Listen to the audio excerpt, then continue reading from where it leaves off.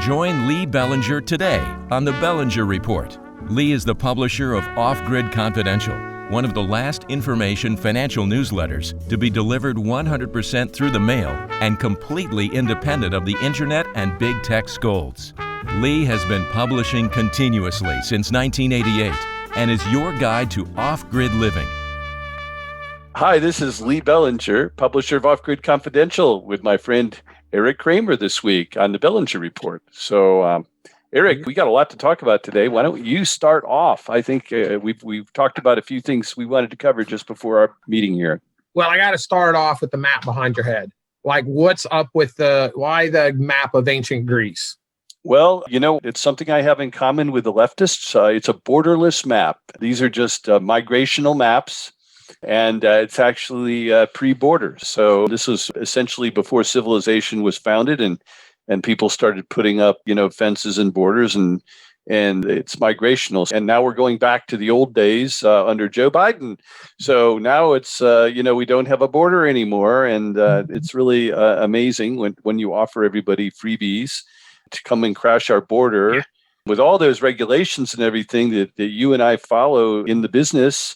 And yet they encourage people to come in and break the law, with impunity. Yet we're the ones who are slaving away on to all the compliance people in the business. And here we are slaving away. And all we really needed to do is sneak across the border to mooch free food and free medical care. And we wouldn't have all these compliance problems that you have to have with a modern business to make a payroll anymore. So go figure, huh? For some reason, I think when most people have stuff behind me, like I do behind their head, I don't have any good explanations like that. Is that an Air Force insignia on the back on your flag there? Yeah, I was 5 years in the Air Force. Believe it or not, no laughing from you, but I was in intelligence. I know military and intelligence. I'm not that good at keeping a straight face. You were in intelligence. Yeah, I know military and intelligence is an oxymoron, but yes, I was in intelligence for 5 years. I probably should have stayed in, but, I got out. Well, when I was at Hillsdale College, I used to be a student driver, and Hillsdale has like the Center for Constructive Alternatives. So they have all these bigwigs that come to that little campus in South Central Michigan. And I was a wheelsman, and I was pretty obsessed about driving the big celebrities. And I drove everybody. And one of them was CIA Director William Colby, former CIA Director William Colby. And I was alone with this guy for like 2 days as his student host. I took him out, he got drunk, took him out to drink, and took him out to, and drove him around. And he was fun and nice man. And so we talked about a lot of stuff. And I actually got on the subject of UFOs with him. And he said some pretty astonishing things to me that I found interesting. We don't need to go into it now, but another time, perhaps. I can tell you what he said then. And that was, of course, back in the 80s. In the 80s? So, what did he say then? He said, in essence, if I discuss it, I'll have to kill you. Okay. There you go. He had a little fun with me, but I've been a UFO skeptic actually all my life until about 3 years ago. And I find myself wondering, mainly because the government seems to have shifted its positions so radically. And I pay attention to stuff like that. Why would they go from ridiculing people to actually almost not ridiculing them? So they're actually, that's a big change. And I may not be that great as a human being person to person, but I do understand mass psychology. And when you make a change like that, it suggests to me that they're trying to prepare people for some announcement. But I'm just saying there's something very curious about it, that they're not ridiculing the people who see things. And in fact, they're allowing Navy people to talk about it and on the record, and commercial pilots and so forth. And there seems to be kind of an openness to discussing it, which, maybe the government's just relaxed on it. Now, in the last budget Trump passed, he did put a proviso that they're going to release a bunch of new information. Yeah. So that is a bit of a curiosity. And, I don't think that the Russians and the Chinese have craft that are capable of doing what these unidentified aerial objects are doing. So go figure, something interesting is afoot. What it is, I don't know. But these are not air-breathing engines, and they're making maneuvers that really are, frankly, would kill anything in it. So I don't know. Well, interestingly, that long answer you gave when you said something about, you might not be the best with human to human. I was expecting you to say, like, you're great with humans to aliens or something like that. But, you kind of went into this big, long dissertation. But that's okay. It was enlightening and interesting. Now, on the other side, I've never heard of a dissertation that was interesting, but okay. Yeah, I've been an alien person. I started off back in I think it was the 80s, the late great Planet Earth, and Eric Van Dyneken, who's like the father of ancient aliens. I've watched, I haven't in the last couple of years, but in the beginning years, and it's up to like, I don't know how many seasons now. It's like 20 seasons or something. But I always watched Ancient Aliens. And one thing I've always said about it, if it wasn't for aliens, and it's hard for us to believe, and maybe people don't want us to believe, whatever it is, if you ever watch all the information and look at the proof they put out there, it's as good as most of the science that we believe on anything else. That's the other thing that's convincing. They put forth amazing arguments and information. We're rapidly solving a lot of the mysteries of the universe, and it is very, very clear that life is extremely probable. And we may not find the exact proof of it in our lifetime because of the distances in our solar system, but I think you're going to find that it's a pretty common thing. So, and we could go into that discussion sometime, but we have political stuff to talk about. Yeah. So why don't you let's kick it off? Well, the craziest thing I've ever heard you say, which I've heard a little bit or quite a bit actually, you were babbling something about why you think Harris should be sworn in. Kamala. Kamala, yeah. So first of all, Joe is seen by a lot of people as a moderate, and he's enjoying a 60% approval rating right now. And the old saying is that Joe Biden is so boring that his Secret Service name is Joe Biden. And the thing is, so he reminds me, but he's going to get us into a damn war. I believe that, the contempt for him is enormous on the part of the Russians and the Chinese and the Iranians. And I could see all three of those powers making simultaneous land grabs, like, for example, China grabbing Taiwan, while at the same time attacking our satellite systems and hitting us with an EMP. And I think that there's a 1 in 3 chance we're looking at a sneak attack. And do you remember learning in school about FDR and how sick he was at Yalta when he gave away half of Europe to the Eastern Europeans, and it resulted in 40 years of Cold War? Nuclear Armageddon came close to almost destroying the human race, all because he was a sick old man at Yalta. And that's what you've got. He's dangerously unaware of what's going on around him. And there's nobody that I dislike more than Kamala as president, but at least that would be truth in advertising, because I think her people are already running the show. They're running radical leftist, and I don't think she's got the political skills to be popular for an indefinite amount of time. She simply doesn't have the political skills, and then they'll have to carry her baggage. She did very poorly in the Democratic primaries. She wasn't popular enough to even get 1% of the vote. She's an insufficient politician. Yeah.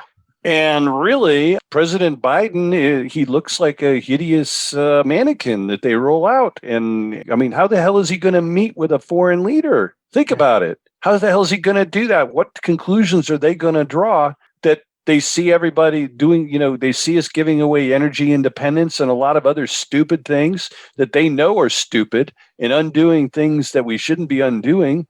And going, higher tax rates, less competitive tax rates, less competitive economy, and a bunch of idiots running around free. Our ally is Israel, and they're not even talking to Israel. They're sucking up to Iran. They're giving away energy independence, so we're going to have to get involved in Middle East affairs again. And we're talking about high energy prices and the whole smack. So we look stupid. Trump might have been didn't play well with others, but I wasn't worried about us being attacked either. Not with him. His ego was too big. They knew if Trump were attacked and he looked bad on the evening news, he wouldn't tolerate it. This when Obama was president. Remember when they captured one of our frigates and they had the guys all standing up like this? Yeah, and all that. Do you really think Trump would allow something like that as compared to Biden? No, hell no. So, and I realize this is a controversial idea, but if you swore her in, she would lose her popularity very quickly. But Joe's sitting there hiding and riding high in the polls by just saying nothing and doing nothing and being, beyond passive. And yet he's got all these people working very, very hard behind him, all these radical leftists. We can't see their faces. What the hell's up with that? We can't see their faces. And at least with her up there, we would see her face and people could see how she thinks. And I think over a period of time, she might have a big boost for a little while, but I think that she would turn a lot of people off. She doesn't seem to have the political skills, in my opinion, to govern effectively like in House and Senate. So, you would need a fairly skilled individual the Democrats have a 5-vote majority in the House, and they've got a 50-50 in the Senate. That requires skill to make things happen in those bodies, even with the media on your side. So, and you're already seeing that the Manchin he came out and he said, I'm not going for this. I'm not going to go for a partial deal. And so that already puts them at jeopardy of being able to pass the big ticket items, H.R. 1, statehood for the District of Columbia. Those things are off the table right now. So that's good news. That's good news. That's actually a really big piece of news. I'm not saying they're not going to get it done, but they might. Right now, they've got problems with those radical stuff and the court packing as well. One of the things you mentioned about, Biden's polls, I was reading earlier in the week, Liz Peek did a whole study or review, but she said, look, don't believe what mainstream media is telling you about them polls. Yeah, he's in the 50s or 52% approval, but she said what's happening when you look at the polls when Rasmussen runs them and they compare them week to week or month to month, however it is. I saw that. What's happening is that his strongly disapprove and strongly approve numbers are dropping within that immensely. Like he had a 6 to 7 point drop from week to week and strongly approve of like how he's handling the border. Also, how, what do they think of, what he's doing overall in the presidency? He's running like 35, 37, 38% in the different questions that they ask, strongly disapprove, which is huge. Those are huge numbers. Yes. And his strongly approve is in the low 30s. Yes. So he is not, what they want us to believe is somehow they have this mandate and how everybody out there is all for their agenda and all for everything they're doing. It's a lie. I mean, it is not true. So don't give up hope. I mean, it's not like, hey, everybody's like cheering. I mean, do you still see anybody outside waving Joe Biden flags? No. So that gives us some good news. I mean, maybe that's a good segue into winners and losers of the week. Let's talk about it.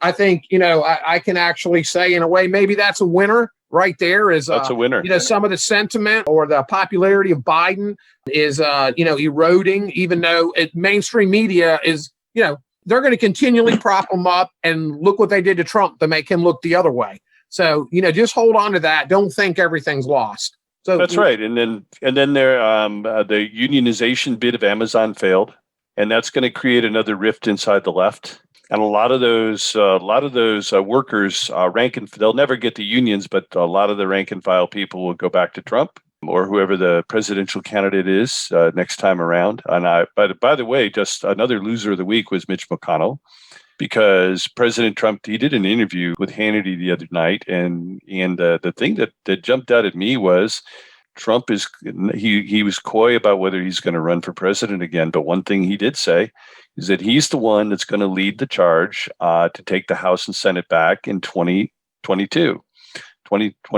So that's really great because, number one, whether Joe is popular or not, his party are not going to turn out. Our party will turn out. They'll turn out in massive numbers, and they're going to be very anxious to take the House and Senate back. So, and that's really a huge disadvantage for any first-term incumbent. The first 2 years in, that's when all the people react. So there's a very good probability, given that we had 5 seats in the House. We only came up 5 short. And Trump was talking last night about, that the Republicans lost no House races.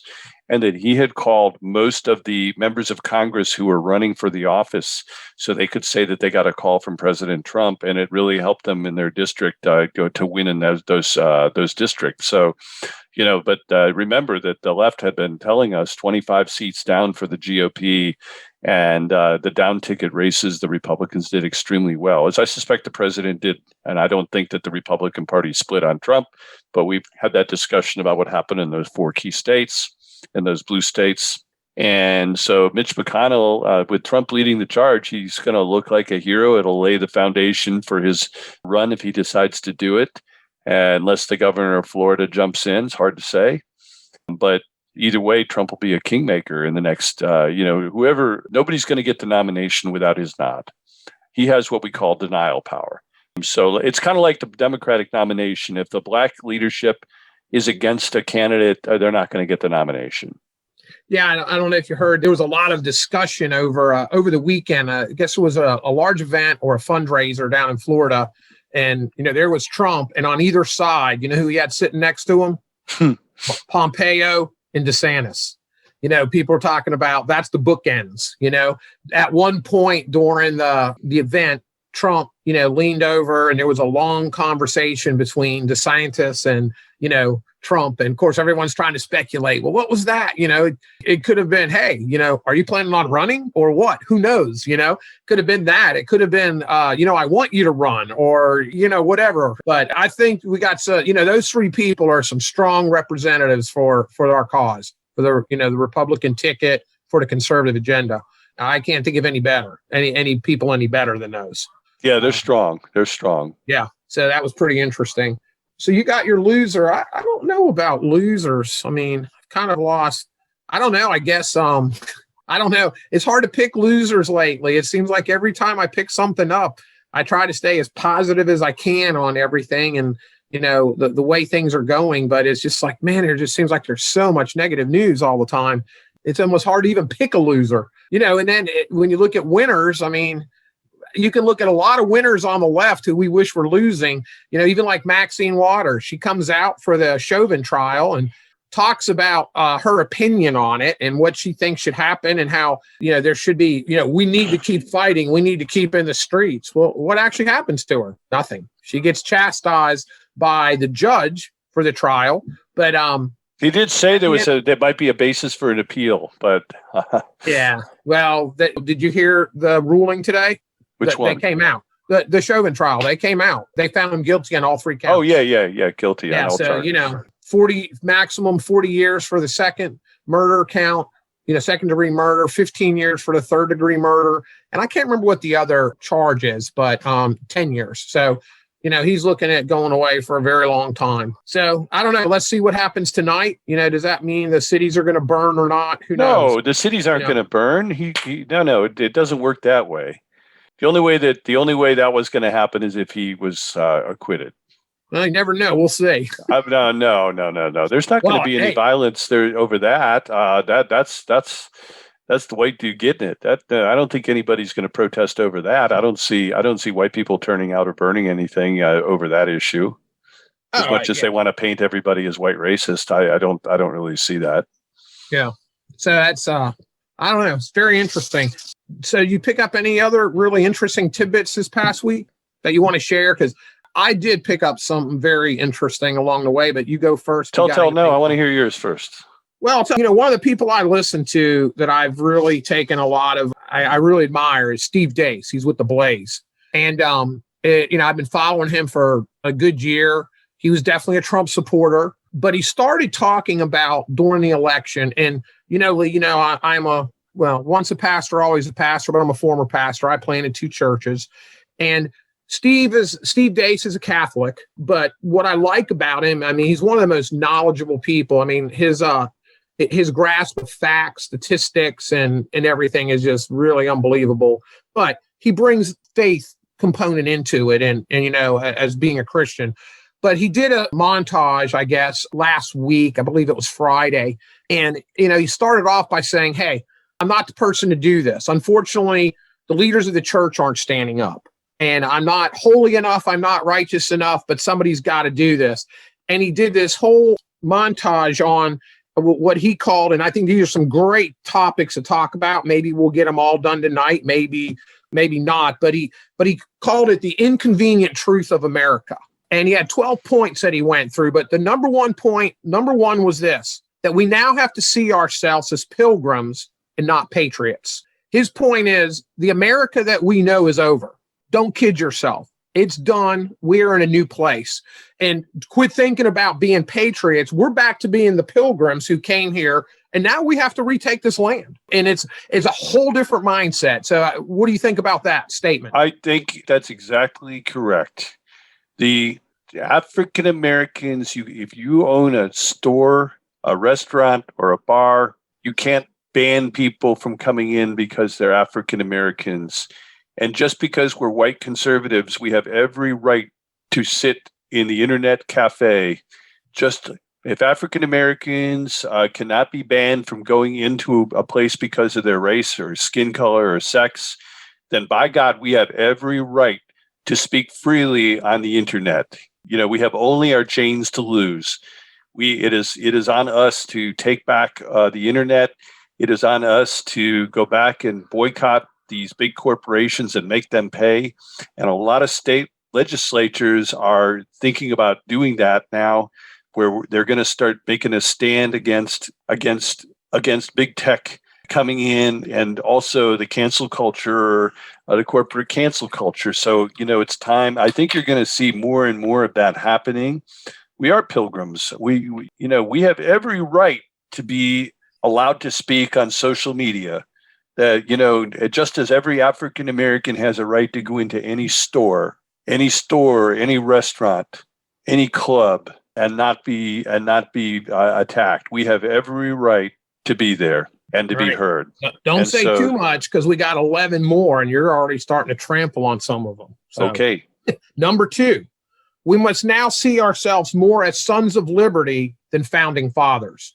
What he said is, it's not 1789 anymore. That's the right. country's lost as we know it. We're back to 1775 and 1776. We are now sons of liberty, and we are trying, to regain that. One of the things I heard that was really interesting, actually, he said this. I was listening to him today on his show, and this actually made me feel really good. And he put out a real challenge to us. He said, I don't know, for those of you that listen to Bill Maher, he has his HBO show, Real Time. Well, he's definitely a flaming liberal, has been. He's very, open about that. But like Steve Day said, in the last 3 shows that he's had, the last 3 weeks, he said, I wrote every word that he said. He also brings out another person. I don't really know that much about this lady, but her name's Naomi Wolf. Do you happen to know who she is? I do. Okay. He said in the last month, he has talked more with her than anybody else in his life, including all the people at the Blaze Network, which is, so he said, here's the thing that's happening. And he said, so if you want to talk about a win, and it kind of goes to this, winners, he said, what's happening now is people on the left, Bill Maher, Naomi Wolf. He says, in the past, here's where we were. We had liberty. What we were fighting in the past about was, how do we use that liberty? Pro-abortion, anti-abortion, things like that. He said he wouldn't agree with half of the things Bill Maher agreed with. He said, but here's what's happening. We're now becoming unified as a people on both sides. It's not about the right and the left anymore. What it's about is freedom versus tyranny. And people on the left are seeing the same thing. So Bill Maher, right, Naomi that is Wolf, exactly right. Right. What they're doing is saying, hey, we don't believe the same way on, maybe on climate change. We don't believe the same way on maybe a tax structure or taxing the rich. But here's what we do believe. We believe in freedom and liberty.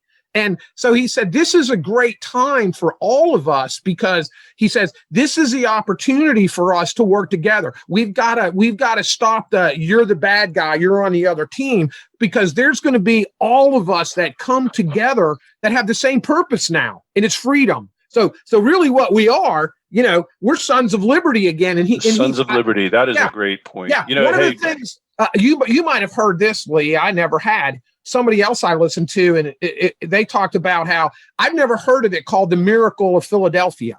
But when they came together, we have this belief that all of the founding fathers, they just were kind of in the same golf club or something, and they all got along.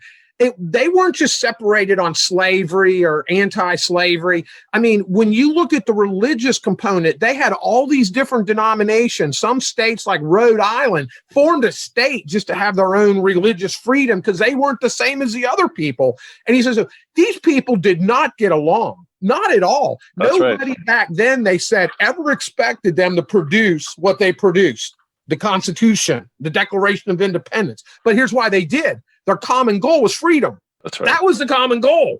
Freedom right. and to be, to get away from the oppression of tyranny. Well, that's what's happening. Well, Ronald Reagan said that freedom is never more than one generation away from extinction because it's on us. Each generation has its unique fights.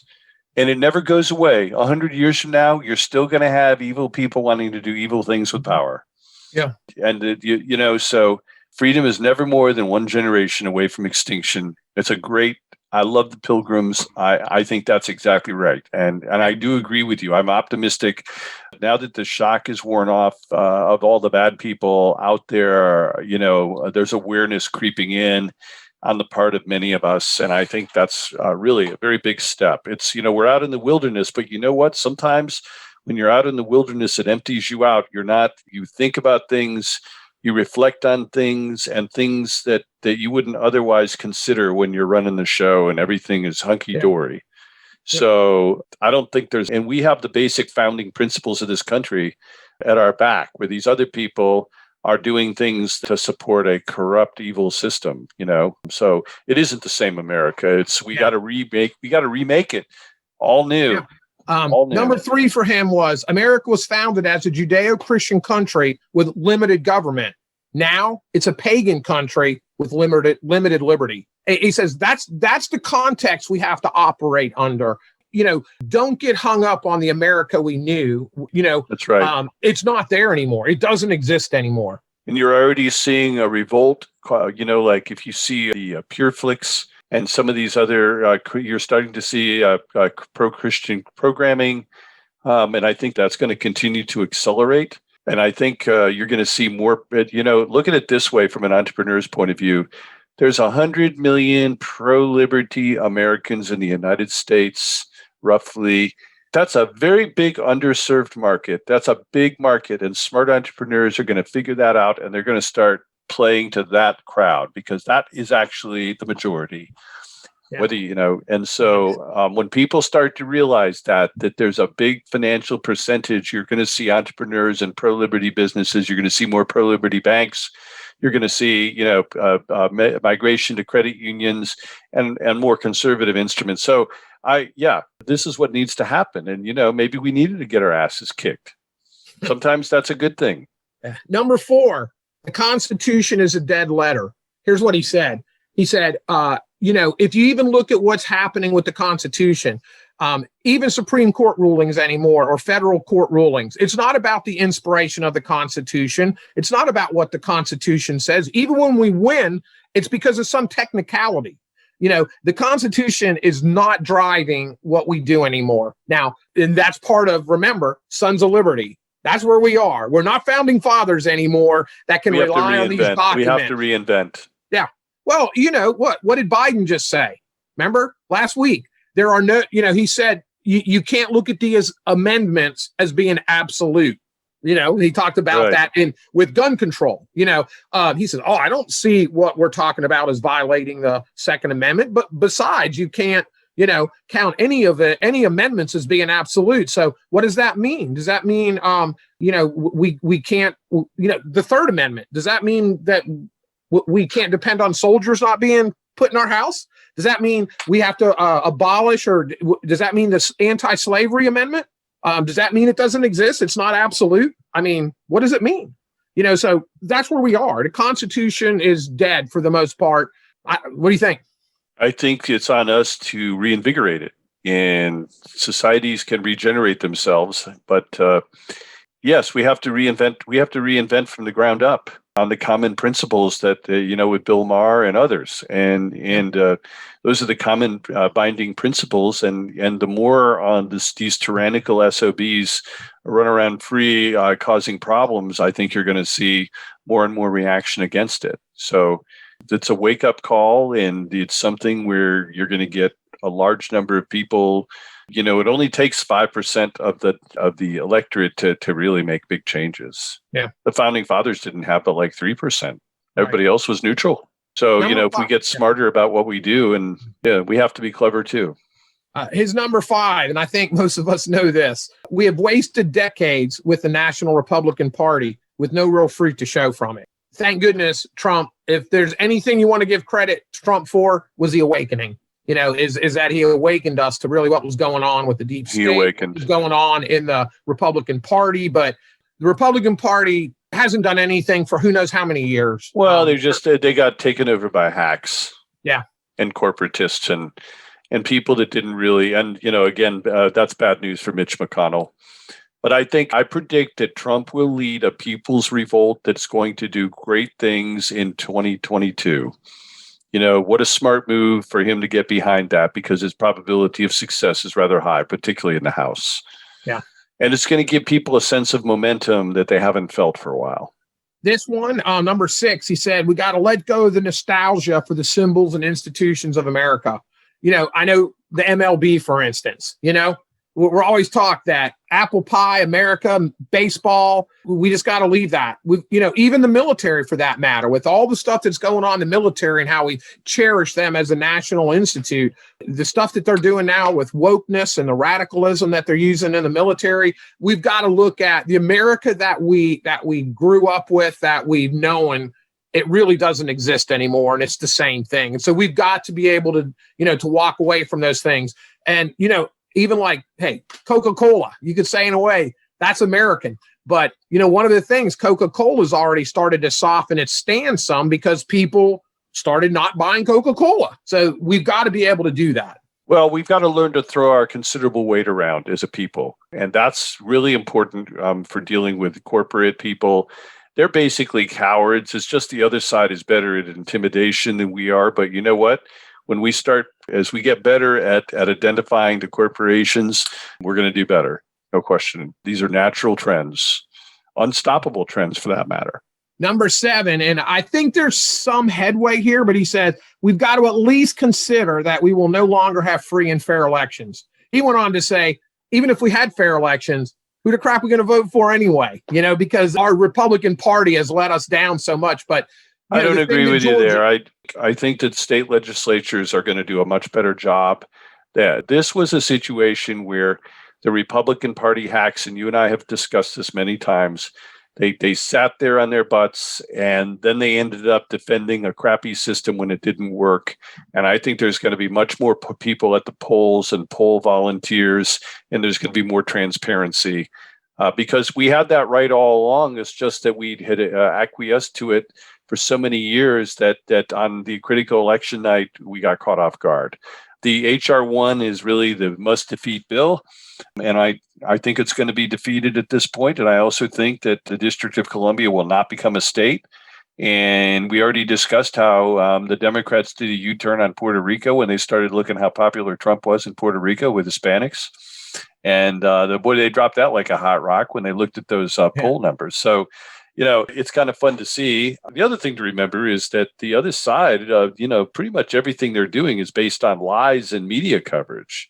But in the end, that's a lot to carry. And they don't have anybody to kick around anymore. All they've got is themselves. And now there's no Trump to blame for all the problems. There's Trump just sucked all the air out. That's why you're seeing Cuomo catch more crap and some of these people, now the media doesn't have anything else to do. They don't have the Trump distraction. Yeah. So, we really don't know what the full consequences of that are going to be. The way I lean on this is I agree with everything you said there. But I think what we're really learning over the last couple decades, we've relied too much on D.C. and on Washington. What's happened is state level stuff is so key, Eric. Yeah, Washington has taken the focus when it's really about the states. In reality, who cares if we have fair elections? What matters is the elections in our states. Look at what Florida is doing. But Look at some of the things that South Carolina, Missouri are doing. All of this is, Hey, one of the reasons I agree with you, we want Kamala Harris to be president, because she's so pitiful and people dislike her. They don't even like her in her own party. When they do the agenda that they do, all it does, I'm like, do it faster, do more of it, because it just brings people over to our side. That's right. So but what it's done, all of this it's a reawoken federalism, which is really, in the Constitution, which we just talked about being a dead letter, the power's in the states. It's not in the federal government. And we've gotten away from that for several decades now. And that's really what this is fueling. And people are going to stand up. I talk with some of my friends and, they're all depressed and everything. And I'm like, what are you talking about, man? I mean, I have faith in the American people. We are not going to go quietly in the night. We are not going to allow things in our states and in our schools and in our communities that Washington and LA and New York want to force upon us. It ain't happening. They can do whatever they want, but they're not going to do it to us. So that's, to me, how this relates a little bit. That's great, Eric. Let's see here. We're kind of running out of time. Yeah, a few more minutes. Let's give me one more of those. This one, I'm going to skip this one because we kind of talked about it. We've also talked number eight. I'm just going to say it, but we have talked about it that, we are imminently going to be banned from all mainstream platforms of any kind of significance. Number 9 is we need to create our own subculture and ecosystem, which you already discussed earlier. I like what he pointed out. The reason we need to do that is for our children. Is for our grandchildren, because we do not want them to be in this liberal progressive system, because they won't know what we know. I was just listening to something right before we got on. I don't even know where I was listening to it, but during COVID, prior to COVID, 3.4% of homes in America or children in America were homeschooled. A year of COVID, it went up to like 5.4%, 5.5%.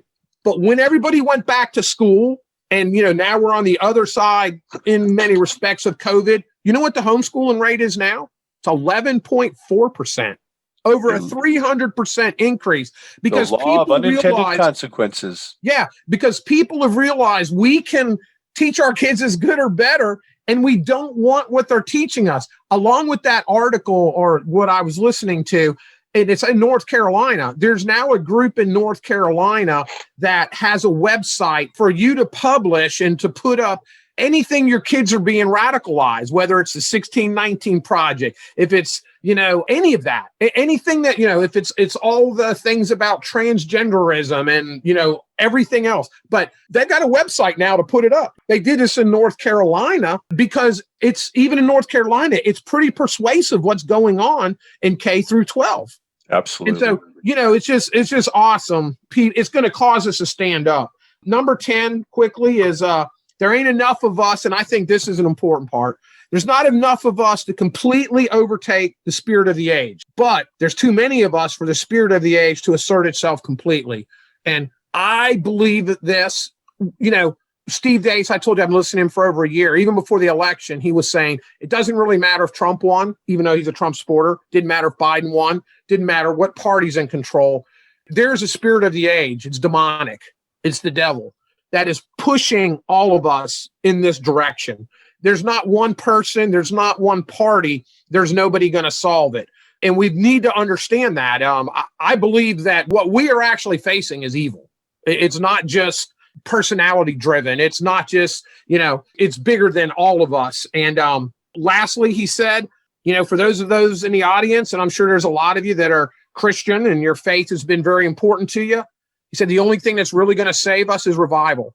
Revival or bust. You go back to what this country was founded on. It ties into number 1 with the Pilgrims. The Pilgrims came here because of religious persecution. They came here, they brought their faith. They built a country, the early fathers who, were highly influenced by the Reformation and the Pilgrims. They built this country on faith, on Judeo-Christian principles, which is what has made us the greatest country in the world. And there's nothing we're going to do that's secular that's going to fix this. It's going to take a rebirth and a revival. So for those of us, we need to stand up. We need, number 11, I think he had was, we need to understand that we're in the broader culture. We've got to see ourselves as subversives as well as servants. And part of the servant's part and everything goes along with working with people of all types. That's right. But we need to be subversive. And like he said, in the Bible, for instance, for those of you that study the Bible, Paul said, you don't just go be a martyr for the sake of being a martyr. However, there's going to be the day that when we're where we are, that God's going to reach down and he's going to pull out of his quiver that arrow, and it's going to have your name on it. It's going to have Eric Kramer on it, or it's going to have Lee Bellinger on it. And when he pulls that is your day to do whatever it is you've got to do for the cause. And it's for the cause of freedom, and it's also for the cause of the kingdom of heaven. So that's kind of on that note, we're going to close. And I bet there's a few atheists that are applauding all that sentiment as well. But, well, the state is a fearsome thing. And anyway, so thank you again, Eric. This has been awesome. And I'm looking forward. I would like to keep going through that list next time. That was actually a really great exercise to kind of put those things in context and help people try to understand, because I think people are looking for hope and understanding, and there's a lot of good if you're willing and able to look for it. Never forget about gratitude. Gratitude is a very important thing, especially when things aren't going well. Gratitude is much more important when things are not going well than when things are going well. Yeah. And remembering that is so key. And it's all part of being a subversive as well. So I like that. I like the subversive piece as well. So, Eric, great talking to you. And thanks for bringing such great topics to the conversation this time. Well, hey, I just relayed them on. They weren't my original thoughts. I wish I could say they were all my original thoughts. Oh, yeah. Reagan said that he said, I never really was a great communicator. I just communicated great ideas. That's what he said. That's actually what I felt I was doing. And it's great to talk about. And it's the kind of thing we need to be talking about as conservatives, as pilgrims. And, as pilgrims. Yeah, pilgrims. Yeah, no longer patriots. We are now pilgrims. Well put. Eric Kramer, awesome conversation. Thank you for your time this week. Well, looking forward to doing some more of this with you soon. Sounds good, man. Have a good week. Love the flag. Love the Air Force flag. Love the Air Force flag. I think it beats my borderless flag. Yeah, I like my Crusader on the other side. Yeah, that too. Yep. I'm big time. I was going to bring that up next time. Yeah, we'll talk about that. Maybe you could switch them just to keep it up and interesting. I'll see you, buddy. All right. Later, man. Bye. Have a good week. See ya.